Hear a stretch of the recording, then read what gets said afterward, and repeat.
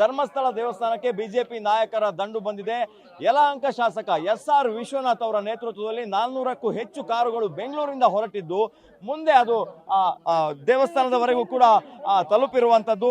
ಇವತ್ತು ನೂರಾರು ಜನ ನೇತೃತ್ವದಲ್ಲಿ ದೇವಸ್ಥಾನಕ್ಕೆ ಭೇಟಿ ಕೊಡುವಂತದನ್ನ ನಿನ್ನೆ ಮುಗಿಸಿದ್ರು. ಇವತ್ತು ವಿಜಯೇಂದ್ರ ಅವರ ನೇತೃತ್ವದಲ್ಲಿ ಬಂದಿರುವಂತದ್ದು. ಸರ್, ಹಿಂದೂ ಧಾರ್ಮಿಕ ಕ್ಷೇತ್ರಕ್ಕೆ ಬಹಳಷ್ಟು ಘಾಸಿ ಆಗ್ತಾ ಇದೆ ಅನ್ನುವಂತ ಹಿನ್ನೆಲೆಯಲ್ಲಿ ಒಂದು ದೊಡ್ಡ ಆಕ್ರೋಶದ ಒಂದು ದನಿ ಎದ್ದಿರುವಂತದ್ದು. ಸರ್, ಅದಕ್ಕೆ ಒಂದು ನೇತೃತ್ವವನ್ನು ನೀವು ಕೊಟ್ಟಿದ್ದೀರಿ. ಖಂಡಿತ ಕೂಡ ಧರ್ಮಸ್ಥಳ ಅಂತಕ್ಕಂಥದ್ದು ಕೋಟ್ಯಾಂತರ ಹಿಂದೂಗಳಿಗೆ ಶ್ರದ್ಧಾ ಕೇಂದ್ರ ಮತ್ತು ಮಂಜುನಾಥ ಸ್ವಾಮಿಯ ಪ್ರಭಾವ ಅತ್ಯಂತ ಹೆಚ್ಚಿರ್ತಕ್ಕಂಥದ್ದು. ಇವತ್ತು ಮಂಜುನಾಥ ಸ್ವಾಮಿಗೆ ಅಪಚಾರ ಆಗೋ ರೀತಿಯಲ್ಲಿ, ಧರ್ಮಸ್ಥಳಕ್ಕೆ ಅಪಚಾರ ಆಗೋ ರೀತಿಯಲ್ಲಿ ಕೆಲವರು ಷಡ್ಯಂತ್ರ ಮಾಡ್ತಾಯಿದ್ರು ಅಂತೇಳಿ ಮೊದಲಿಂದ ಕೂಡ ನಮಗೆ ಸ್ವಲ್ಪ ಅನುಮಾನ ಇತ್ತು. ಆದರೂ SIT ತನಿಖೆ ಮಾಡಿದಾಗ ನಾವು ಅದ್ರ ಬಗ್ಗೆ ಯಾರು ಕೂಡ ನಾವು ಮಾತಾಡಿಲ್ಲ. SIT ತನಿಖೆ ಆದಾಗ ನಾವೆಲ್ಲ ಕೂಡ ಸ್ವಾಗತವನ್ನು ಮಾಡಿದ್ವಿ.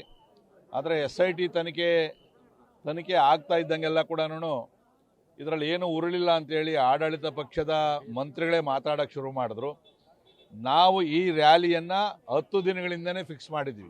ಇವತ್ತು ಕಾಂಗ್ರೆಸ್ ಅವ್ರು ಹೇಳ್ತಾವ್ರಲ್ಲ, ಇದು ಭಾರತೀಯ ಜನತಾ ಪಾರ್ಟಿ BJP ಅವ್ರು ರಾಜಕೀಯ ಮಾಡ್ತಾವ್ರೆ, ಮೊದಲು ಯಾಕೆ ಮಾತಾಡಲಿಲ್ಲ ಅಂತೇಳಿ ಮಾಧ್ಯಮಗಳಲ್ಲಿ ಚೆಕ್ ಮಾಡಲಿ. ಅವರು 9ನೇ ತಾರೀಕೆ ನಾವು ಯಲಹಂಕ ಕ್ಷೇತ್ರದಿಂದ ಶ್ರೀ ಕ್ಷೇತ್ರದ ರಕ್ಷಣೆಗೋಸ್ಕರ ನಾವು ರ್ಯಾಲಿಯನ್ನು ಮಾಡ್ತೀವಿ ಅಂತಕ್ಕಂಥ ಮಾತನ್ನು ಹೇಳಿದ್ವಿ. ಅದೇ ಪ್ರಕಾರ ಇವತ್ತು ರ್ಯಾಲಿಯಲ್ಲಿ ಕೂಡ ನಾವು ಬಂದು ಭಾಗವಹಿಸಿದ್ವಿ. ಈಗ ನಮ್ಮ ಎಲ್ಲ ಮುಖಂಡರುಗಳು, ಶಾಸಕರುಗಳು ಕೂಡ ಶ್ರೀ ಕ್ಷೇತ್ರಕ್ಕೆ ಬರ್ತಾ ಇದ್ದಾರೆ.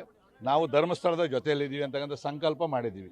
ಕಾಂಗ್ರೆಸ್ನ ಒಳಗೆ ಈ ವಿಚಾರದಲ್ಲಿ ಗೊಂದಲ ಆಗ್ತಾ ಇದೆಯಾ ಅಂತೇಳಿ, ಒಂದು ದೊಡ್ಡ ಟೀಮು ಒಂದು ಪರ, ಅದನ್ನ SIT ತನಿಖೆ ಆಗಲಿ ಅನ್ನುವಂಥದ್ದು ಒಂದು ಪರ, ಕಾಂಗ್ರೆಸ್ನ ಒಳಗೆ ಎರಡು ಅಭಿಪ್ರಾಯಗಳಿದೆಯಾ ಅಂತ. ಬಹುಶಃ ನನಗೆ ಗೊತ್ತಿರೋ ಹಾಗೆ 190 ಭಾಗ ಕಾಂಗ್ರೆಸ್ ಅವರು ಕೂಡ ಧರ್ಮಸ್ಥಳದ ಪರವಾಗಿದ್ದಾರೆ. ಯಾರು ತಪ್ಪಿತಸ್ಥರಿದ್ದಾರೋ, ಇವತ್ತು ತಪ್ಪುದಾರಿಗಳಿದ್ದಾರೋ ಅವ್ರಿಗೆ ಶಿಕ್ಷೆ ಆಗಬೇಕು ಅಂತಕ್ಕಂಥ ಮಾತನ್ನು ಕೂಡ ಅವರು ಕೂಡ ಹೇಳಿದ್ದಾರೆ. ಉಪಮುಖ್ಯಮಂತ್ರಿಗಳು ಹೇಳಿದ್ದಾರೆ ಇದು ದೊಡ್ಡ ಷಡ್ಯಂತ್ರ ಇದೆ, ಖಾಲಿ ಡಬ್ಬ ಅಂತಕ್ಕಂಥ ಮಾತನ್ನು ಹೇಳಿದ್ರೆ ಬಹುಶಃ ಅವರೆಲ್ಲ ಕೂಡ ಅದನ್ನೇ ಕಾಂಗ್ರೆಸ್ನ ಎಲ್ಲ ಶಾಸಕರು ಕೂಡ ಅದ ಅಭಿಪ್ರಾಯಕ್ಕೆ ಬೆಂಬಲವನ್ನು ವ್ಯಕ್ತಪಡಿಸ್ತಾ ಇದ್ದಾರೆ ಅಂತ ಹೇಳ್ತಾರೆ.